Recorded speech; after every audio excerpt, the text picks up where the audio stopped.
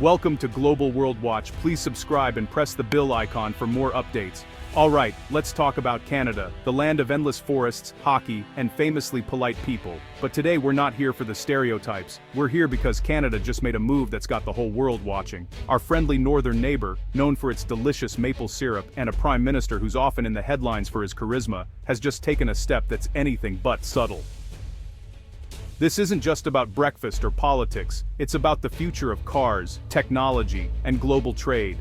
Canada has slapped high tariffs on electric vehicles made in China. That's right. If you're thinking about buying a Chinese-made EV in Canada, it's about to get a lot more expensive. And let's be clear, this isn't just a minor tax increase, it's a bold, unmistakable statement. Canada is drawing a line in the sand, and everyone is paying attention.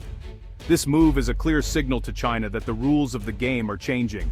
It's not just about cars, it's about power, influence, and who gets to shape the future of clean technology. The decision, made today, November 17, 2025, marks a turning point. It's not just another day on the calendar, it's a moment that could reshape the auto industry and international relations. For years, the plan seemed simple: buy affordable electric vehicles, reduce emissions, and do our part to save the planet. EVs were supposed to be the easy answer to a cleaner future, and let's face it, China has been leading the charge, producing the most affordable and accessible electric cars on the market. So Canada's move is a massive plot twist, catching consumers and automakers off guard. This changes everything.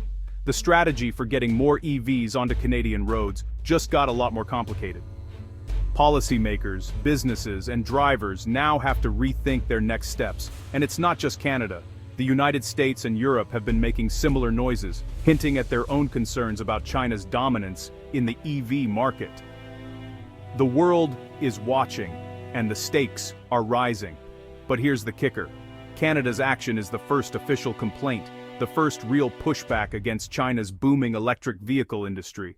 It's a move that could inspire others to follow suit.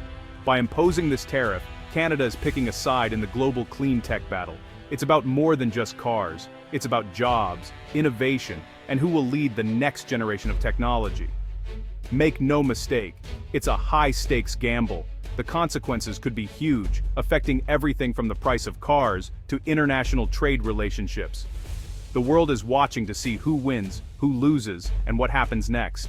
How did China become the undisputed king of electric cars? It's a question that's left the rest of the world scrambling for answers, as Chinese electric vehicles seem to be everywhere, from bustling city streets in Shanghai to dealership lots in Europe and North America. The truth is, it wasn't an accident or a stroke of luck. It was a deliberate, methodical plan, executed over decades with precision and vision. While other countries hesitated, debating the future of electric vehicles and clinging to gasoline engines, China was already building massive factories, securing mineral rights, and training a new generation of engineers and factory workers. They saw the writing on the wall and moved fast, turning ambition into action. The Chinese government didn't just support the industry, they supercharged it.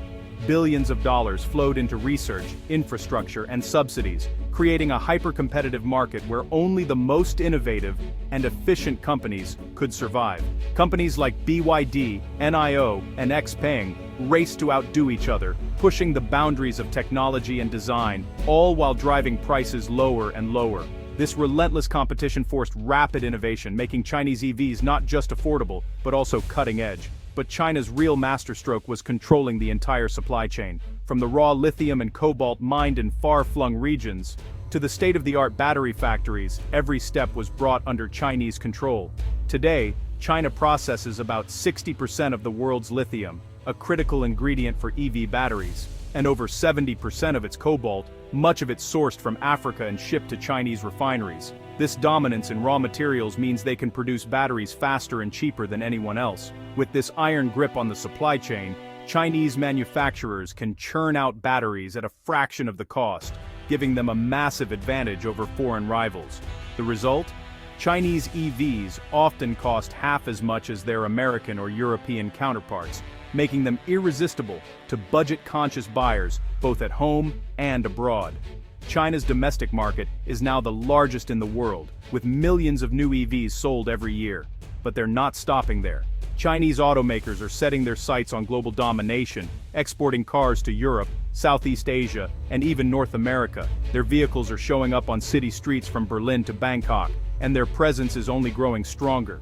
This rapid expansion has left countries like Canada and the United States feeling uneasy, as their own auto industries struggle to keep up. Western nations are realizing they're not just competing with a single company, they're up against China's entire industrial strategy, backed by government power and long-term planning. It's a long game that's paid off spectacularly, transforming China from a follower to a global leader in electric vehicles. Now Chinese EVs are poised to take over the world, reshaping the global auto industry in ways we're only beginning to understand. And that's why Western countries are anxious, because China's EV revolution is just getting started, and the rest of the world is racing to catch up. Why are Western countries worried about affordable Chinese cars? They argue Chinese subsidies give an unfair advantage, like a foot race with a head start. But it's deeper than competition, it's about power. The 20th century was defined by oil, the 21st by clean technology. China is positioning itself as the OPEC of green tech. If one country controls batteries and solar panels, they hold immense leverage. Imagine relying on Beijing to keep the lights on. There's also a national security angle. Modern cars are computers on wheels, collecting data. If made by companies tied to China, where does that data go? It's a toxic mix of economic fear, geopolitical strategy, and security concerns. This isn't just a trade dispute, it's the clean tech Cold War.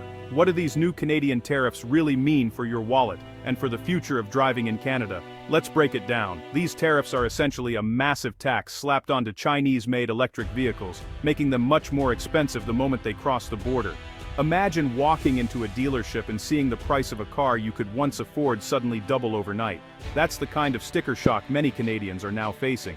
The government's goal is clear: make these imported cars so expensive that most people simply can't buy them, pushing buyers toward other options. This move shakes up the Canadian EV market in a big way, reducing the number of affordable electric vehicles available. Chinese brands, which once offered budget-friendly EVs, are now being pushed out of the market, leaving fewer choices for consumers. For Canadian buyers, this means facing a much smaller selection of electric vehicles, and the ones that remain are often far more expensive. This is a classic case of protectionism, where the government steps in to shield local industries from foreign competition, but it's the consumer who ends up footing the bill. Even Western brands like Tesla are affected. They now have to decide whether to absorb these higher costs themselves or pass them on to customers through price hikes. Either way, the end result is that buying an electric vehicle in Canada just got a lot more expensive for everyone. The government is betting that these tariffs will encourage more investment in Canadian auto manufacturing, hoping to create jobs and boost the local economy. If successful, this could mean more Canadian-made EVs on the road and new opportunities for workers in the auto sector. But there's a risk.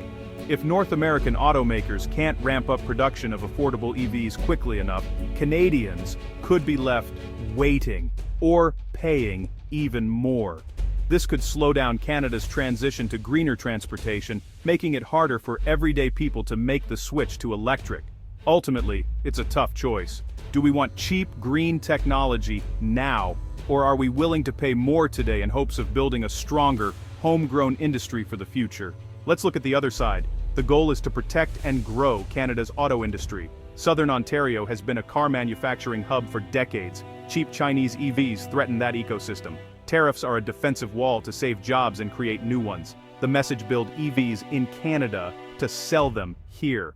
This could attract investments in battery manufacturing. The dream is a self-sufficient, made-in-Canada EV industry. Aligning with the US creates a unified North American front. It's about building long-term economic security. Relying on China for critical technology is a vulnerability. Paying more for an EV today ensures a secure manufacturing base. Now for the reality check. Electric cars are about to get more expensive for Canadians. Eliminating the cheapest options raises the average price. Chinese brands were solving the high upfront cost problem. These tariffs slam the door on that possibility. This price hike could slow Canada's green transition. Ambitious targets for phasing out gas cars are at risk. If EVs are priced as luxury items, many will stick with gas cars. This policy might sabotage Canada's climate future.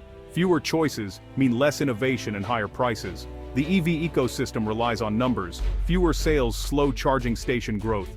Tariffs could set Canada back years. Canada has thrown a punch. How will China respond? China will retaliate. They see their EV industry as national pride. Counter tariffs are likely, targeting Canadian exports. China is Canada's second-largest trading partner with leverage. Beyond tariffs, China could launch anti-dumping investigations. They could encourage consumer boycotts or create regulatory hurdles. Canadian businesses face uncertainty and risk in China. While tariffs protect one sector, they could harm others. It's robbing Peter to pay Paul, and Peter is a farmer. The consequences could be severe for Canada's economy. It's a risky move with potential backlash. Canada's decision is a global story. It's the first domino in a long line. The EU faces the same dilemma: allow cheap EVs or protect local brands. If they follow Canada and the US, it's a unified front against China. This could split the global EV market into two blocks. It's the start of a new era of protectionism. Other countries might welcome cheap Chinese EVs. The global car market could become fragmented and regionalized. A tit-for-tat trade war could spiral out of control. Canada's tariff might spark a larger fire. The world economy could suffer from rising prices and chaos. November 17, 2025, a defining moment. Canada's tariffs on Chinese EVs signal a shift from cooperation to competition. The dream of a global market for clean tech is fading. Economic walls and a clean tech cold war are rising. For Canadians, owning an electric car just got more expensive. The conflict: consumer needs versus national strategic goals. The government bets on building a local industry despite higher prices. The global auto industry faces a fractured landscape. Innovation might happen in parallel universes, slowing progress. Canada's tariffs reflect a shift from globalization to protectionism. It's about who will build the future and control technology. It's a high-stakes turning point with long-lasting consequences.